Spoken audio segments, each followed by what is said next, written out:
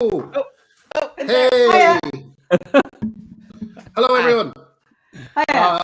What can you say? My God, what a week. It is just going off everywhere. Extraordinary. I've never seen anything like it. It's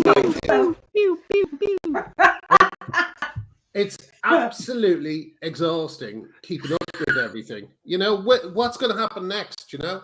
And the interesting thing, I mean, we're speaking, we've got a very exciting show for you today. I don't know if we've advertised it as such, but we're speaking with any luck to Jenni, who was arrested by the police. Jenni Swain, who was arrested by police, let out of the police station at 3:30 a.m.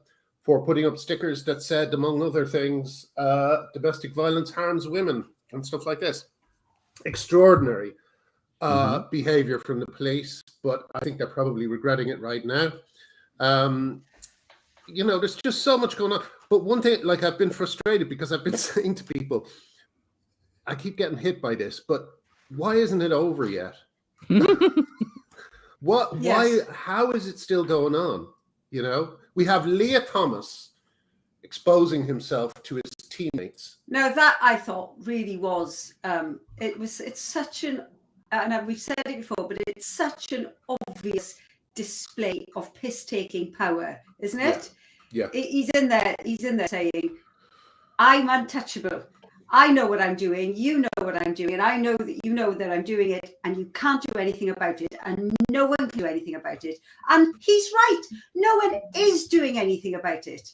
You know, those coaches. I mean, honestly, all the people supporting this are so culpable.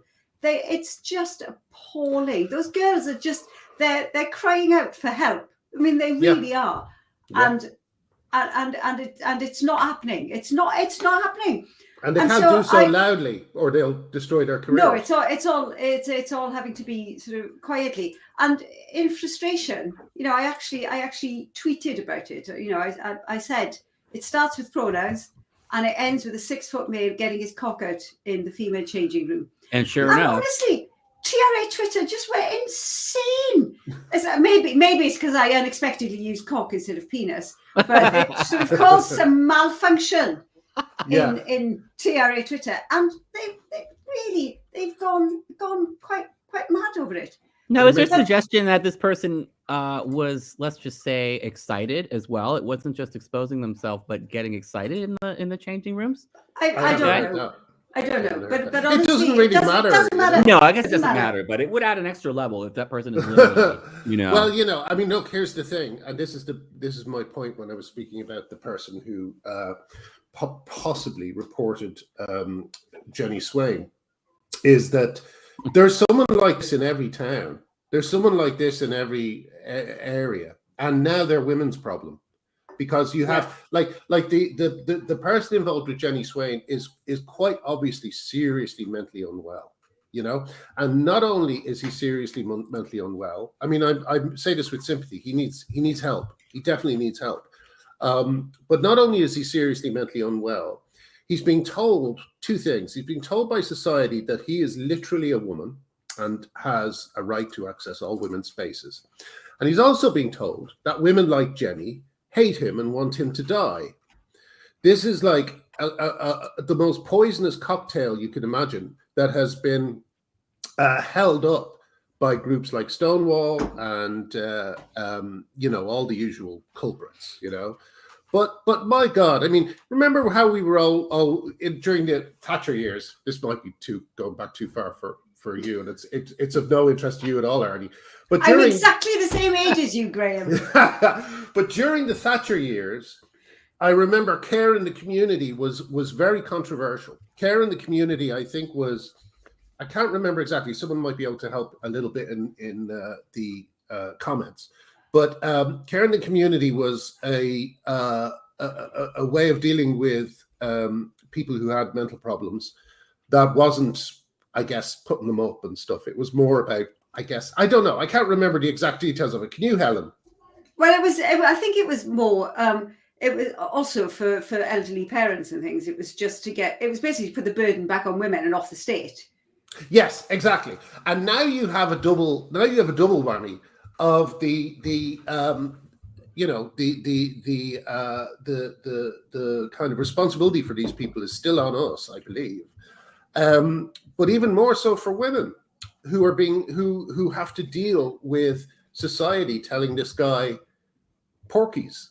You know, it's absolutely. extraordinary. It's absolutely. I mean, I've seen it so much. The quote tweets that I've had for just that one tweet have been really quite extraordinary. But people accusing me, like, really quite angrily. I mean, I had to block one person yesterday because they were so furious and so blaming and saying to me, you took this away from me. You took away my ability to take my kids swimming. And I'm like, no, I mean, that's simply not true. Simply not true. But it's the level of anger towards women. I mean, I think, you know, there's anger towards the rule of the way society set up, and this person who's a trans woman feels sort of caught in the middle. But the directed anger towards women about it was just astonishing to me. It was actually quite frightening. I had to block them in the end, and I very rarely block because of the levels of anger. But again, and you see people all the time saying it's you that you are perpetuating violence against us. It's because of you. And actually, quite honestly, I do think, right, this meme has been going on for so long that actually we can look around and say, but it's not at all true, is it? Even if you did think it was true in the beginning, it's been going on for such a long time, and like literally nobody's fucking been killed.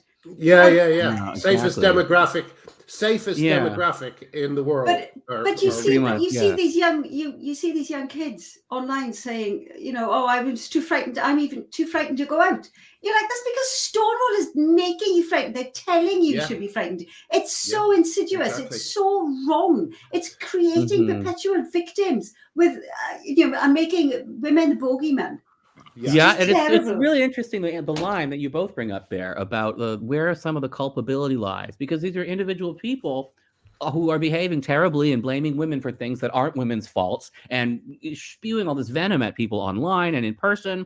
But at the same time, they're doing this because they're being conditioned to think that this is their sort of what they're supposed to do by organizations like Stonewall and by the movement at large. So it's a bit of like a situation with, like, I always compare everything to Scientology. People in Scientology who behave just ruthlessly, terribly, awfully, you know, and then you realize it's because they're in a cult, though, because they're sort of in this whole environment. But I don't think that means there's no personal culpability for these people. But it's interesting that the problem, if we're looking at it in terms of, not in terms of who to blame, but how to solve this moving forward, we have to solve the problem of these organizations like Stonewall, of activists and bystanders who just buy into the ideology, who feed this line, you know, to these people. Yeah, phrases and also, you know, celebrities who, like, I remember Ellen Page was saying, was using the phrase trans Holocaust, you know, things like this kind of deliberately amplified language that's designed to frighten and intimidate people. Mentioning the Holocaust, for example, is God. And in Germany, there hasn't been a single trans person killed in 20 years. I'm pretty sure in Germany, there was a little bit more than 0 people killed in the Holocaust. You know, it's honestly, it's that I do think that whole thing really does. It does depress me looking at people telling, like, perpetuating these memes, because I think how can you break through that in the public consciousness? Because of course, you know, groups like Stonewall are deliberately stoking the fire of this because they need people to believe this, because they want people to uncritically then do whatever they want, and if they say this will kill people, people will sort of back off and say, yes, you know, it's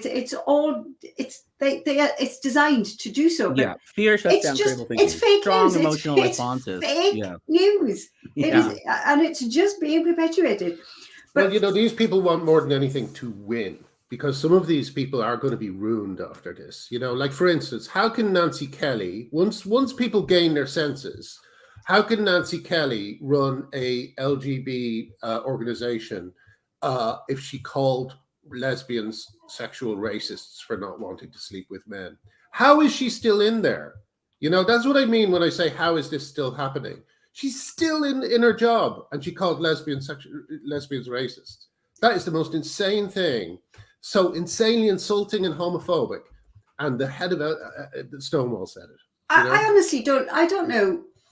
What does a win look like to the other side? I actually think that the fight is all to them. But it's an enjoyable thing. It's being part of a community where you can together you can say, look at these awful people. Don't we hate them? You've got to hate those people because they're horrible, like women. And other people then say to you, oh yeah, you're right. Oh, look how awful they've been to you. This is terrible. And then it's this beautiful part of their identity, which is this hate of women who sort of disagree with you, because it makes them feel special. I honestly think. And they've got. Is there a win? I don't know.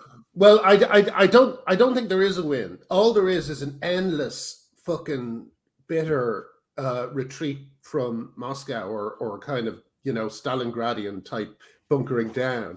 Like, basically, they have nowhere to go. Like, Stella O'Malley brought up the idea of the Golden Bridge before, which I have been sometimes trying to offer. In fact, we may have a successful example. Our skeptic, Aaron, who we sort of made fun of for not appearing with Andy the other week, has said he will come on the show. So that, I think, is probably unprecedented. I don't think I've ever spoken in person with someone who believes all this stuff. So that's going to be a really interesting episode if we can make it happen.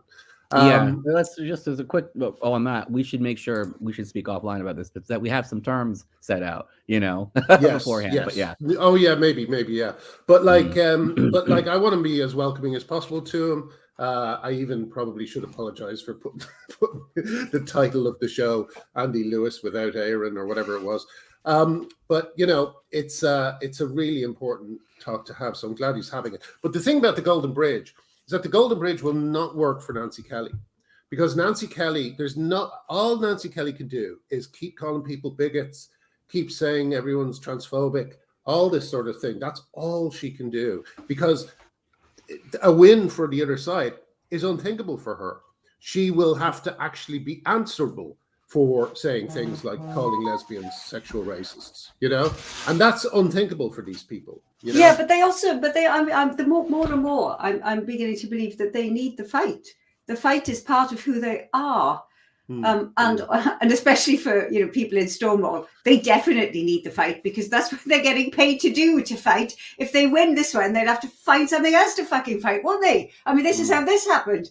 There's a problem with the whole left, though, isn't it? That we were trying to fight for progress for marginalized groups of people, anti-racism, women's equality, gay rights, all of this stuff. But there's sort of the zeitgeist, the polarity has shifted, and now the zeitgeist is that if you're against these things, you must be crazy. It was an uphill battle. Now it's a downhill battle for the rest of the way, but they're treating it like they still need to push really hard on it. And it's like there's nothing left to push on. So they have to find new things.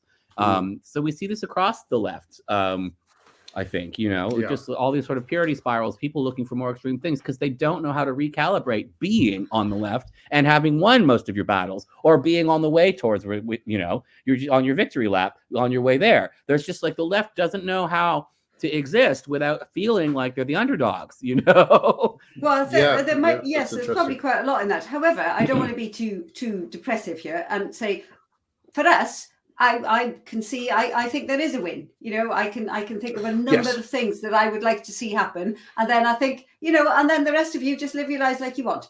The puberty blockers. The puberty blockers needs to be sorted out. The ridiculous this ideology going into schools and telling kids they can be whoever they want, and puberty blockers are fine. All of that needs sorting. The children definitely need. That's a specific win that we need. Yeah. And obviously, single-sex spaces. Now, and hopefully the Equalities and Human Rights Commission will step up again there. Do you see? There's such a massive fuss about them today. Yeah. There's such a huge fuss. I almost wish they hadn't issued a statement, because Ben Hunt's journalism is taken seriously by no one. Vice News didn't Tish just say that Vice News is sponsored by Saudi Arabia? Like, no one takes them seriously. No one takes them seriously. They're not a progressive, you know, like No, they're not exactly. two gay men were killed in Iran this week, you know, and yet Ben Hunt's scoop is about lesbians meeting with human rights commissioners. Yes, you know, yes, it's leaked emails and documents, and Leaked that's everyone's emails. pointing out. They're like they responded to your freedom of information request. I mean, that's it. They got Leaked. leaked Did he at call all. them a leak? What a prick. Yes. Wow. Yes, he said Twice is like insufferable. leaked emails and documents obtained by Vice World News reveal. Well, Like, Vice someone- comes from Canada. That's why it's insufferable. Oh, really? Oh, right. Well, that's like someone said exclusive for Ben means someone lazy enough to publish him. You know, that's where he is at the moment. I don't think anyone else takes. Do you remember his last one? Like there was some scandal about, I can't remember who it was Alison Phillips or something like that, and it just fucking died. You know, I don't even think you should issue comments when Ben Hunt writes something. Actually, no, I think it's worked. I think it's worked in our favour because there are so many replies. There's so many quote tweets just pointing out the obvious. And if you look at this, read the story. Oh, it goes on for such a long time. It's so tedious. I couldn't get to the end. I was skimming it, and then in the end, I thought, oh God, there's still ages left. I just couldn't stand it. And that really is a sign that you're really, you know, you're drawing it out. You're creating outrage around it, aren't you? By just saying exactly what you said in a number of different ways, and blaming women for it. Well, speaking of which, I've got I think my 76th story coming out soon about me in Pink News. 75 stories so far. 76 is coming up because they were asking me about why I joined in with the Mumsnet discussion the other day, and I said that how can you talk about women in politics when you don't know what a woman is? And I also asked them to use my preferred pronouns again, which are they them, as you both know. And you know, let's see if they do it. You know, the brilliant thing about getting them to try remind them that they're lobbying for laws to force themselves to use your preferred pronouns. I know. Wouldn't that be ironic? If they actually succeeded in what they're lobbying for, they would have to do that by law. Yeah. But at the moment, they could just ignore me, you know, because they think it's silly. But it's, you know, their copy would look silly if they did use they them for me. So they don't want to look as silly as they want other people to look. Do you know what I mean? They force other people to behave like this, but they can't do it themselves. Well, you just know? think of I did like Amnesty and ACLU. They're all just like trying to say that you have to, you know, never ever question anyone's pronouns ever. And then they're getting more and more extreme cases of like dubious people with claims to transsexualism, you know, in more and more dubious circumstances, like violent murder as criminals in prisons and, you know, people getting naked in women's changing rooms and all this stuff. And they just kind of have to keep going with it. And eventually they're going to hit one where it's just so, even for them, somehow they go, oh my God, we cannot honor this person's claim to any kind of, you know, and then they'll be stuck with it, you know. I hope it's not me because I take my pronouns very seriously. So what did you have a look at any of that Mumsnet thread? I know people want us to talk about it. Well, I think what's interesting is the use of the word radicalization, isn't it? Oh, yes. And as someone has pointed out, women aren't Marie the handmaiden. Women aren't being radicalized. They're raising consciousness. I mean, it's they're talking about it because it needs to be talked about. But again, like you see it all of the time. They have to be smeared because the actual argument isn't strong enough. It isn't strong enough just to say, okay, this is the problems. You know, we believe that trans women should have this and this and this because of this. They can't do that. So they have to smear. They have to use extreme language, just like radicalized. I mean, I think it makes it quite apparent what the you know, the actual points just too weak to talk about. Well, absolutely. I mean, you know, it's always the same with these people. They will insult, and Laurie Penny just basically called me a bigot. Never explained why. What about my opinions she disagrees with? Because if she actually wrote out what my opinions are and why she disagreed with them, wouldn't go well for Laurie, because Laurie knows that these opinions are shared by the vast majority of people in the world. I saw Andy Lewis say on Twitter, and it was quite an interesting point. You know, you see that somebody's got the circular drawing of you know, talking about, well, trans women should be allowed in women's spaces, and women say, but penis, and they say, oh my God, it's just a body part. That there's nothing wrong with it. And then somebody says, well, if that's the case, why can't trans women be in male changing rooms? And then it continues. It goes round and round because they're women, and then it goes round and round and round. And he was saying the problem with this happens because they can't actually argue for what they really want. And what they really want is that trans women, or anyone who says they're trans, or anyone who says they're a woman, should be able to go into women's changing rooms because they're women, because just for validation. But they know that that's not a strong enough argument. They know that that can be countered really easily. And so they always hide that, which is the reason that they don't answer the question that I ask. They can't answer it. They won't answer it. Yes. And so the only thing they can argue is simply the point that came before. They can't argue about the whole thing, not holistically. They can only argue the point that you make. And therefore, you end up going round and round in circles because they don't care what they've said before. They don't care if it's hypocritical, or if it doesn't work, or if it doesn't fall into the actual argument. They can only respond to the previous point. And you end up just going round and round and round in circles. Yeah, it's like whack-a-mole. You bang this one down and they pop back up in the hole and you just whack down. And it's because they aren't confident enough to argue for what they really want, to argue about. That has to be hidden. And that's why you end up with these arguments that just go round and round in circles.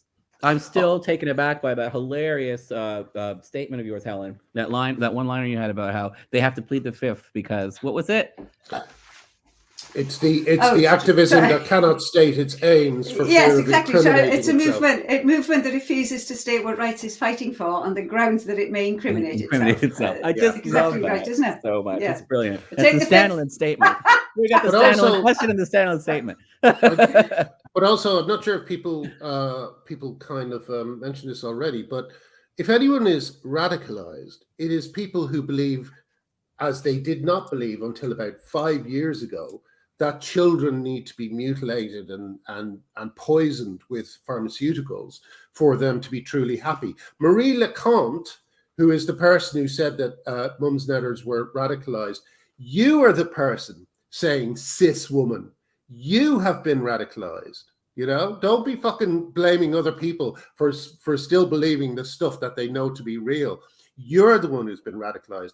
You are basically the same as someone who was swept up by the satanic panic or the craze for beanie babies. You're a fashion victim. But it's all Davo, isn't it? It's the same as saying, "Oh, you're in a cult," and you're like, honestly, how can the most of the world be in a cult suddenly? Yeah, I mean, you just not, is it? But it's wait. They say that we're in a cult. Yes, all the time. Oh, the GC cult. You're in the GC cult. Believing that biological sex can't change, Yeah. Wow. It's what a crazy cultist thing to believe. This is basically what's really frightening about that statement, right? Is that basically the definition of cult is going to be changed from people who believe crazy things to people who disagree with the vast majority of Americans on Twitter, because that's what this is. That's what really has spread this around.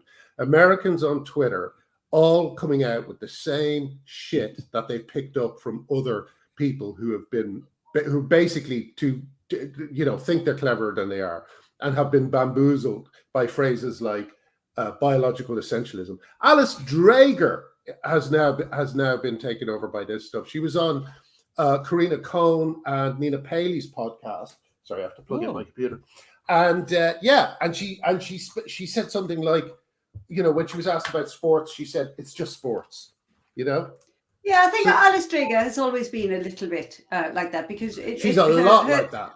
Because her thinking of this has always come from sort of the intersex advocacy that she's done, and so there's always been some of that part. But she more than anyone should know that men who call themselves women and do nothing whatsoever to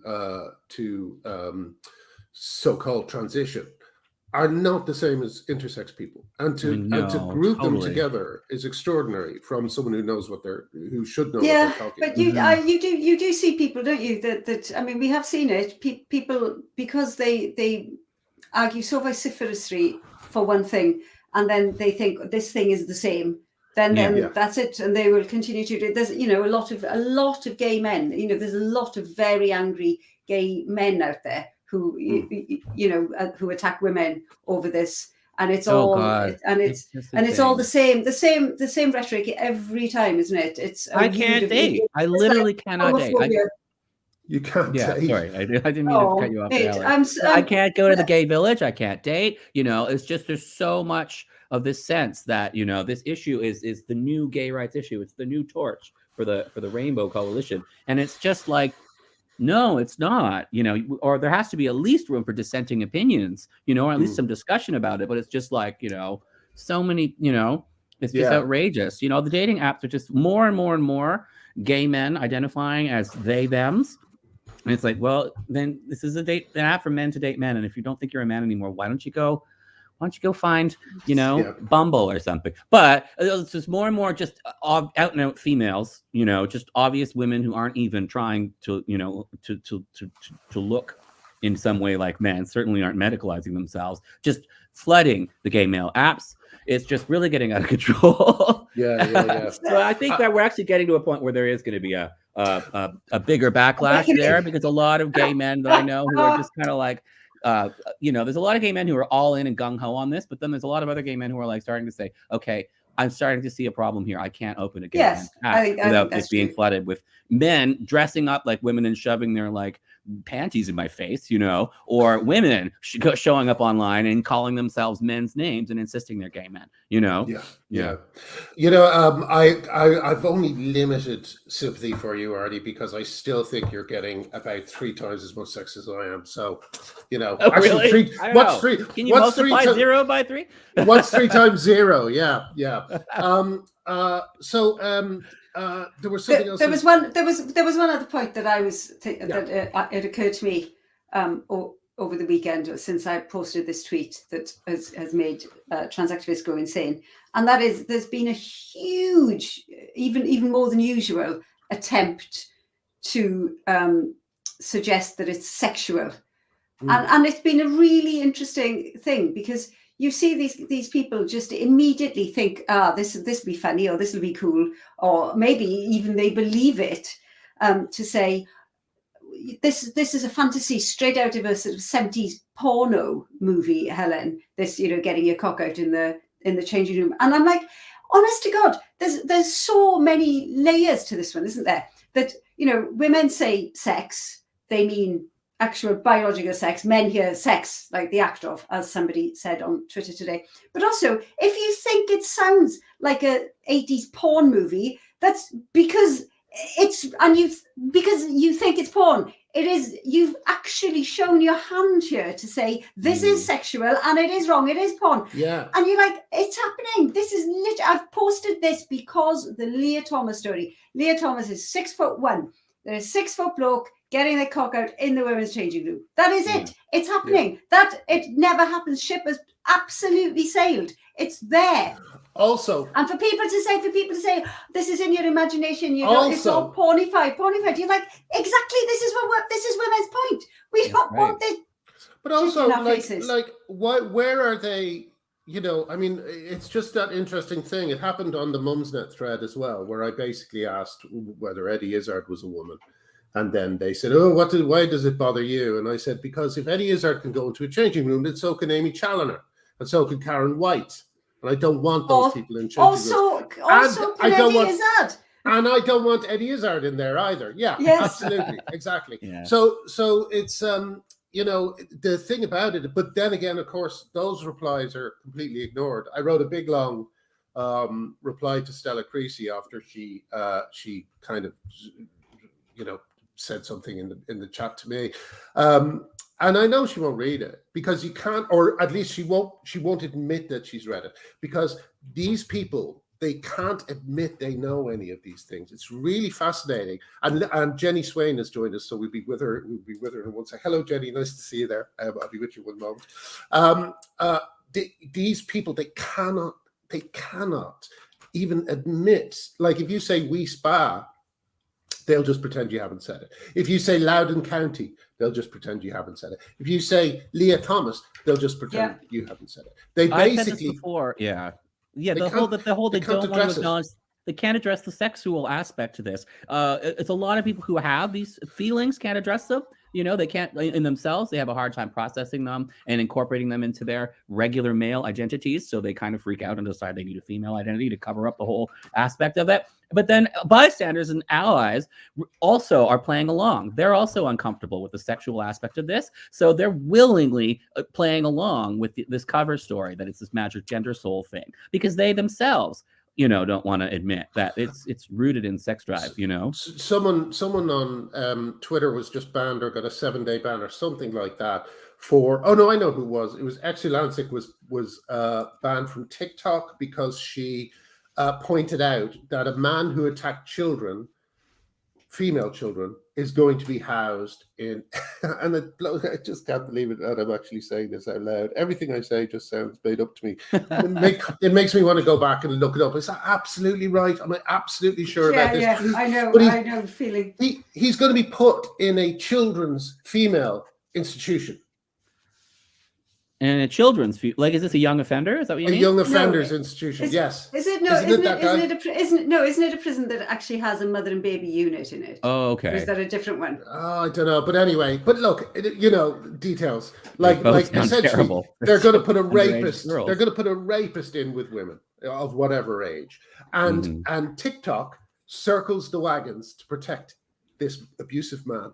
This shooting the messenger. All Exulancic does is point out that this is happening, and they're like, "We got to shoot that messenger." Yeah. Listen, Jenny's here, and she's been waiting very patiently, so I should bring her in.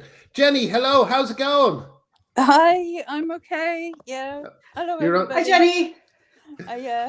You're on your iPad, so apologies if it's any way different than it usually is.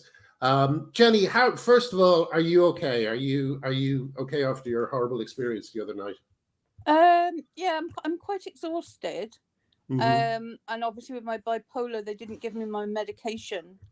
So that's a bit thrown out. And my physical sort of problems are more painful, but that's probably due to tiredness or something, I don't know.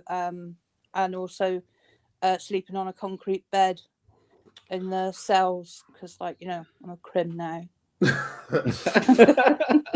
Okay, let's talk about the reason that was given to the police and amplified by the BBC and Wales Online, I believe. Well, can I just jump in really quick? Can we do a really quick précis for our audience into what happened that led to this? Oh yeah. Sorry, you're absolutely right.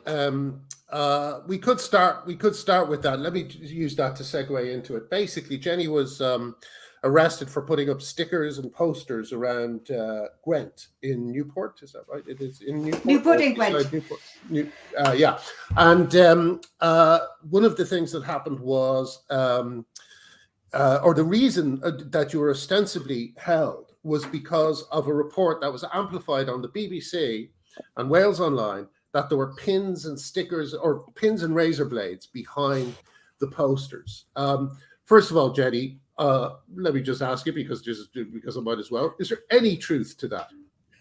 Absolutely no truth at all. And the thing is that's an urban myth that's been going back. I mean, when I was involved in the poll tax things when I was at university, it was a myth then as well. So it probably goes back even further.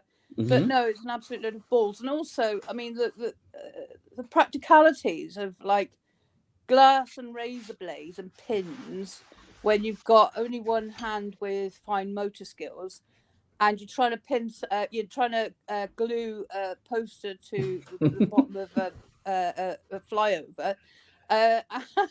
It's not possible. We brought this up last week on the show. We were like, Jenny Swayne could not physically do that. Yeah. Yeah. But I'll tell you who could have, like the person who did report it also reported finding razor blades behind anti-vax stickers and also reported, and this is my favorite, carrying his organs in his arms to a police station after he had been attacked, you know. So this is the person who reported you, or who we believe reported you, allegedly reported to you, is a very mentally unwell young man who definitely wrote a bizarre statement that seemed to admit to rape and to some involvement in calling a relative out of £12,000. This is the person the police. I sorry, Jenny, I will get to you, but I just want to make this absolutely clear. But this is the person the police believed when they said that there were razor blades behind the stickers. And this is who the BBC uncritically amplified to millions of people around the country about you. I mean, like, you know, where is your mind on all this at the moment? I mean, I know we're used to all this to some extent, but were you surprised by any aspect of this? I was surprised at the shutdown in the eyes of the coppers when I was sort of like arrested just near Commercial Road in Pilgwenley, which is you know, has an area with difficulties. So I was arrested while there was quite a big Class A drug action going on just down the road, on the other side of the road, which they could have done something about. But, you know, I mean, that's nothing to do with me. But I was surprised, like when they said, "Why are you doing this?" I said, "Well, to educate and to, you know, raise awareness of women's rights." And then they basically said about trans and everything. I said, "Oh, for God's sake, you know perfectly well what a man is and what a woman is." And their eyes closed down, their whole bodies closed down. I thought, "Oh, Christ, they've really been stonewalled." So I said to them, "You've been stonewalled, all of you." And then they asked me to go into the police station, and I said, "No, I'm not going." And then I ran over a policeman's foot by accident. God. Right. And did they hold that against you? Were they rough with you? They were pretty rough with you when they put you into the van. Well, I refused to go into the police station, which, as it turns out, there wasn't the doors aren't big enough for a mobility scooter anyway.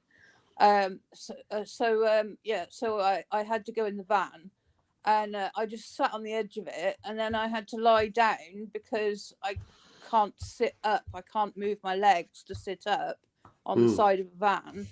So I was on my back with you know, my golden boots on the side of the inside of the van, and a ridiculous hat. Like I just looked dreadful. And I was shouting to the locals, like, "Get some photographs of this. Just get some photographs." But I don't think they really understood what was going on. Hang on there. Yeah. I mean, I took it all really sort of laid back. I think they were quite shocked. But then I've been in psychiatric wards quite a lot with my mental health, with my bipolar over. I mean, so I've been out for 3 years now. I've been, you know, stable for 3 years. So, like, you know, spending 13 hours in a police station, I'm used to boredom. What is is there anything going to happen now? Was that it? They arrested you and let you go with a caution or whatever, or is there any follow-up action to this? Do you know? No, so I was in the cell. Then I was I talked to the solicitor guy, who was very nice, and then and told him what I wanted to do, and he was fine with that. And then a plank came in and interviewed me. With, I think he was reading questions off the computer. I don't think that he had to think about it at all. Oh, really? Strange. That's very interesting. Yeah. So you think there's almost like a prepared script because they're not sure of themselves. I mean, he didn't have any sort of, like, there was no impulsive questions or anything like that. It was all sort of like, you know, done in a monotone, really. I mean, he was a nice enough guy, but, you know, not the sharpest tool in the box, I wouldn't have thought. Hopefully. So then I was told by the custody sergeant or whatever that I was on bail for 4 weeks, which I've got to answer on the 24th at 2:00.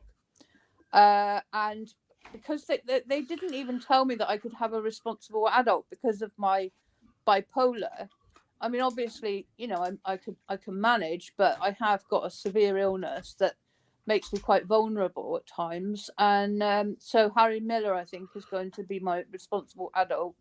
Great. So that should be enough. No better man. No better man. Yeah, fair play. Okay. Quaking in their boots. Jenny, what were the stickers you were putting up? What was written on them?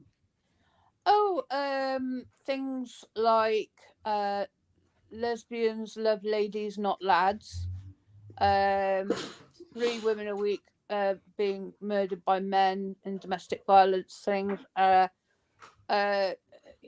Humans cannot change sex. I had loads. They're all in the police station now. They're all under arrest. These are all simply factual statements. Yes, and I never use the trans word ever. And so the fact that they've sort of thought, oh, that's saying that I'm a man. They must think they're a man. They must know their cognitive dissonance must sort of break up slightly, because they know perfectly well that they're a man, really. And to even think a statement like that, you'd have to acknowledge that it's really a man. It's like a circular logic, because you have to acknowledge that they're really men in the first place, to acknowledge that you're accusing men of being men. So I'm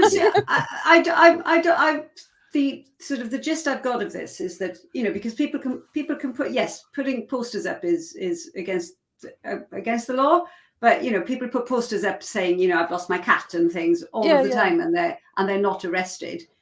I'm assuming that they arrested you because somebody complained that it was hate speech. Is that right, or that it's yes, there were 6 complaints over a period of time from October. So, I've been doing it for quite a lot longer than that. So they missed out on some of them. They started complaining in October. Because I get bored very, very quickly. So I have a rotation of stickers and posters. I don't like putting up posters much because it hurts, but the stickers are all right. And I always spray some carpet glue over the top, so then you can watch little fingernails have been trying to get the stickers off and you can't. That's what was interesting, because that's what interested me, because the police said that they'd been sprayed on, which really goes completely against the idea that you've got razor blades and pins and things behind them, because that's they're completely glued on. So I think it's that part that I find, apart from there's also leaving you in the cell for 13 hours, but that's an outright lie. And Gwent Police really did. I mean, they sort of pulled back about this much from saying it happened. They were saying, they have plausible deniability on the tweet, but honestly, it's heavily, heavily implied. And the BBC picked it up as if it were true. I think that it's an absolutely appalling thing to say. They're just lying. Yeah, it is complete lies, and they're not sort of backing down or anything. I mean, my phone, for example, they took my phone, and according to my iPad, my phone is currently in Leeds. Yes, that's something I totally forgot about that. My God. So they're sending it to a lab or something? I don't know. I mean, I don't know what they're hoping to find. Pictures of cats mainly. They've seized your phone? Interesting. They've seized your phone? That's insane. They seized your phone and a book by Stephanie Davis-Arai. And Heather Brunskill-Evans. Excuse me, by Heather Brunskill-Evans about care for dysphoric children. Did they say anything about that?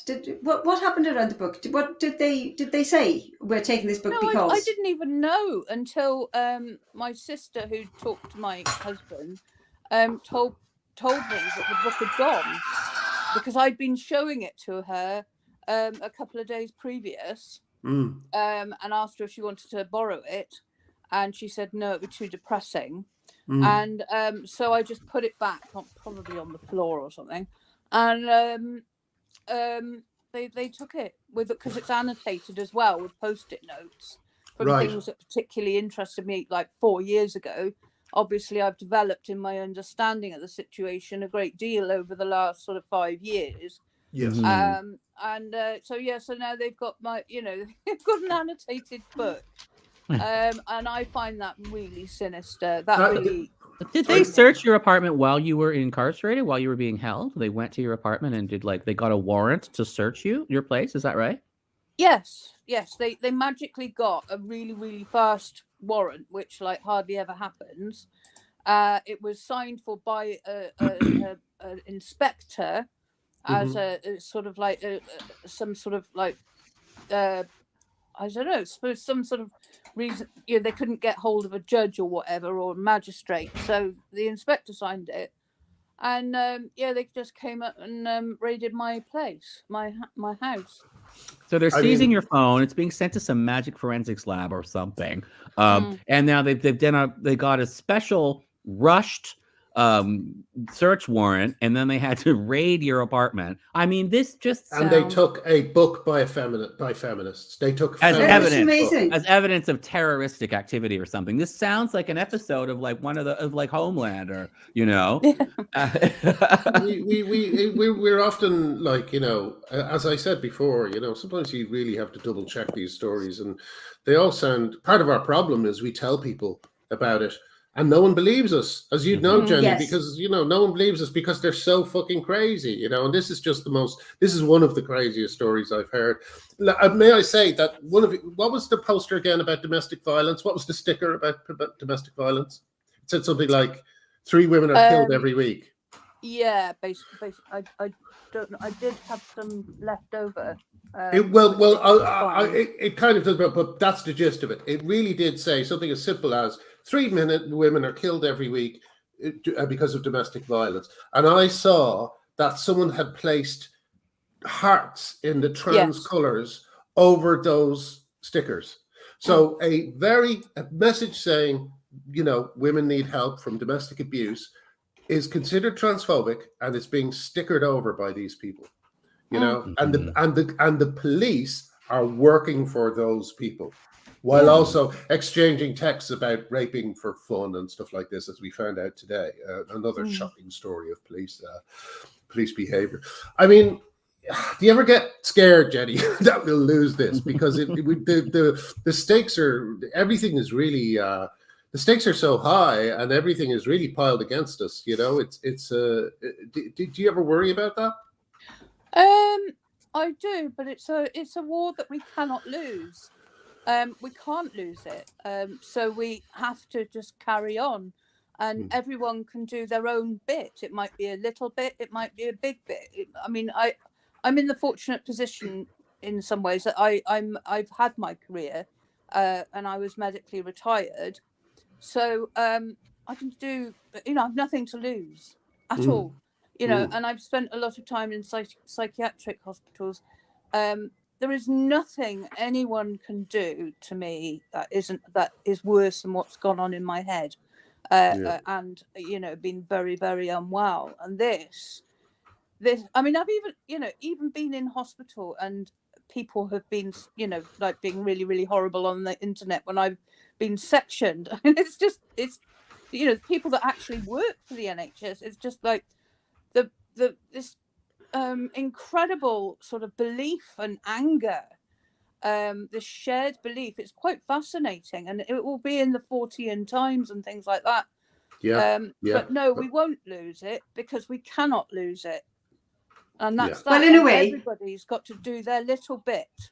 And I think here you have actually done a little bit. I mean, it's unfortunate for you that you were in a cell for 13 hours. But honestly, it's really raised quite an important issue, hasn't it?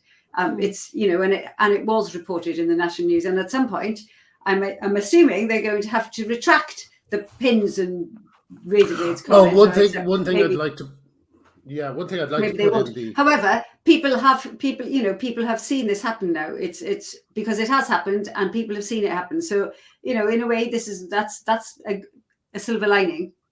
And can I also, when I heard about it, Jenni, I was actually on Andrew Doyle's program, talking about the previous scandal, which was the women who were contacted who complained about girl guiding.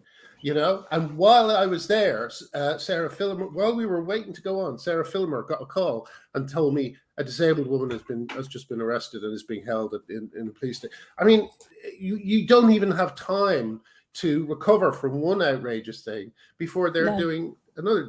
The police at the moment are losing all credibility on this issue. You know, it's going to be a tough thing for them to get it back. You know, a lot of people don't trust them because of this. It's outrageous. Now, what specifically is you said you're on bail. What is the formal charge that's being laid against you right now? I'm unclear on that. I think that's outrageous that you're unclear on that. You don't even know what you're being charged with, other than the police are mad at you or something. That's crazy. You know. Yeah, I think it's vandalism. Which then, so like all the NHS stickers saying, you know, sanitize and everything like that. You know, they're also vandals. It's a good point. But you know, and public order offence, and which is exacerbated by hate or something ridiculous. It just sounds made up. It does, especially the hate part. Like that can't be in the books, you know. Well, you know, they're not going to get anywhere with it. I mean, as we all know, Jenny, they don't have to. They can just, you know, you've possibly been punished as much as they wanted to, which is they kept you in a cell for 13 hours. You know, like who knows? They may drop it there. But one thing that I really hope we will all do is we won't drop it. We will pursue it. I want to put a link, Jen, who's our producer, who's watching this. Jen, if you could put a link to BBC complaints, because we should complain about the headline that yes, that's a really good point. Reported the razors behind stickers as if it was a fact. You can still read it. It's still up, you know. And Wales Online. Oh yeah, I'll send it to you, Jenny. Wales Online did the same thing. You know, this was, and as we said, these were the fantasies of a very disturbed young man, probably, and they're being reported by institutions like the BBC, because the BBC would rather smear women with lies than actually look into a subject properly, because it suits their ideological position at the moment. You know, it's really outrageous. It just seems also like with journalism now, there seems to be an awful lot of like, I don't know, primary school children or something that are doing the reporting, like trainee reporters and that. And it's like, you know, there doesn't seem to be much investigative journalism going on at the moment. Yeah, I mean, especially when you're repeating, as you say, a hoax that has been around for decades. To smear and activists, you know, the razors behind posters myth is just that, and this is not the first time we've heard it, you know. No, I laughed out loud when I only heard about that rumor for the first time on this show, and I laughed out loud because it's just such a famously obvious urban legend, you know. Like what's next? Alligators in the sewers, you know? Like give me a break. Well, you know, but also it's part of the whole kind of movement, because like, you know, we were talking earlier about the way Stonewall and these organizations tell vulnerable people that people like yourself and myself and everyone here hate them and want them to die. And that was borne out in the most hilarious fashion when after the protest in Newport the other day, some people went to the pub, and the person who owned the pub acted as if they were in Assault on Precinct 13, and the TERFs were gonna like, she was saying, "I'm shaking." Like, what did she think was going to happen? You know, this is the view that's being spread by dangerous captured organizations like the BBC, and I mean that very seriously. I think the BBC is an actual danger to public life at the moment, and the police aren't far behind, you know. But anyway, so listen, Jenny, are you getting lots of baths and being taken care of and being pampered and all that sort of thing? Are you surrounded by people? I am, yeah, and I'm going to have a couple of days of doing nothing, because the Argus, our local paper, cheekily asked me to talk to them after they'd slagged me off. So I said no. And LBC wanted to talk to me, and I thought, yeah. No, you wouldn't I did. My LBC I might be a good one. I don't know. It depends who gets it. I'm thinking on that one, but I'm just going to have a couple of days of doing nothing because you know, my mental health is obviously very damaged. Excuse me. Sorry, Mm-hmm. sorry. There was a fart sound, and I thought it's something my wife always does. Or my ex-wife always used to do, and I picked up the habit. You both farted. Anytime a car horn went, she'd go, "Excuse me." Sorry, Jenny. Yeah. So you're going to relax, and you're going to do take care of yourself, and don't let anyone bully you or anything like that. If anyone does anything, let me know. Jen will give you my email, and we'll amplify it and make sure people. And we call the police. Yeah, we'll call the police on them. That'll do it. Jenny, is there? Jenny, there's also a Fair Cop fundraiser for Jenny's defence. We'll be placing that up. I'm sure that's doing very well already. I can imagine you're already in the thousands or I think high it's numbers. 37,000. I was told. Yeah. I think it's slowed down a bit now, but I expect it'll pick up a bit when I answer bail. Yeah. Well, we'll like the other thing is they'll probably move around your date a bit to confuse everybody. Will they? Well, they did it to Marion Miller. They changed the date a bunch of times because they knew they'd get protests, so they shifted it about. So, but we must try and make it up there for your date if we can. That would be cool. Yeah, it'd be lovely to meet you in the flesh. But anyway, listen, we better say goodbye because we're coming up to the hour. If there's anything else you need from us, let us know, Jenny. And in the meantime, keep yourself well and well done for standing up for women. Okay, thank you. Thank you all. Bye, Jenny. Bye-bye. Bye. So listen, I got to tell you my last little bit of news because this is the funny thing that happened to me this week. Well, it's not funny. It's kind of like it's funny for me, but it's not funny for my ex-wife and family. David Paisley sent a local Norfolk detective around to my old address to serve me with some papers. Now, this is a tactic that Stephanie Hayton uses. When you sue someone, you're supposed to enter. Excuse me. You're supposed to enter into written correspondence first, to see if you could sort it out through written correspondence. That's what you're supposed to do. But Stephanie Hayton and David Paisley prefer the more harassy version of. What are all these noises?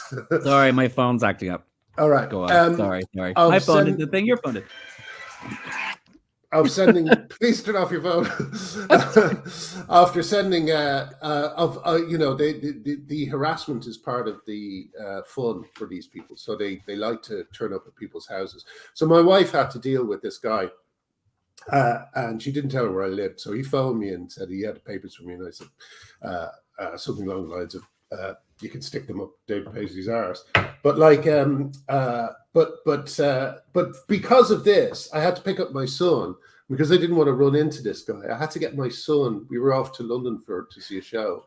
I had to get my son to meet me away at a far away from the house so that I could so that he wouldn't be followed. Like I wrote Father Ted, and now I'm on the run from private detectives. It is not where I saw my life going. But anyway, listen, we are coming to the end now. Is there anything else before we go? Anything else we should remind people of or anything like that? There's so much happened this week. I know we haven't covered half of it. Maybe we should have an extra mess at some point. You know what? I think it might be needed because the news is coming in so fast that it's just insane. So yes, so please join us hopefully at the weekend when we do it again. Please hit like and subscribe, and we'll have the notes for Jenny's fundraiser and all that sort of stuff in the notes below very soon. So thank you very much, and we will see you.